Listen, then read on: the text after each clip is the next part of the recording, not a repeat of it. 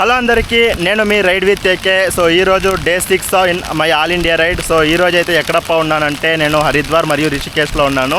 So హరిద్వార్లో వెళ్ళి దేవుడి దర్శనం చేసుకొని నైట్ అయితే గంగా హారతిని చూసుకొని అక్కడ దేవుడిని తలుచుకుంటూ కాసేపు ధ్యానం చేస్తూ అక్కడే కాలం గడిపాను.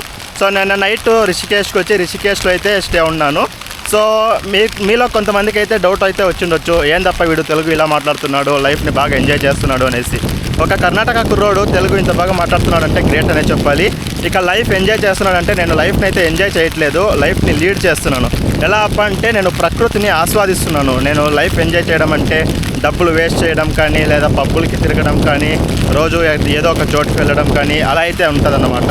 లైఫ్ని లీడ్ చేయడం అంటే సో ఇలా నేచర్తో ఉండడము, నేచర్ని ఆస్వాదించడము, సో కొన్ని జాగాలు తిరగడము, ఆ జాగాల్లో ఉన్న ప్రఖ్యాత తెలుసుకోవడము, మరియు ఆ జాగాలో ఏమేమి చేస్తారు, ఎలా చేస్తారో అవన్నీ తెలుసుకోవడం, దాన్ని లైఫ్ లీడ్ చేయడం అంటారు.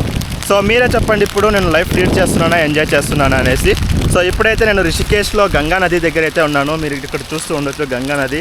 సో నిన్నైతే భారీ వర్షం కారణం వల్ల వాటర్ అయితే హెవీ ఫ్లో ఉంది. సో ఈరోజు ఇక్కడ గంగా ఆరతి ఏమైనా జరిగితే గంగా ఆరతిని చూస్తూ దేవుణ్ణి స్మరిస్తూ అయితే వస్తాను.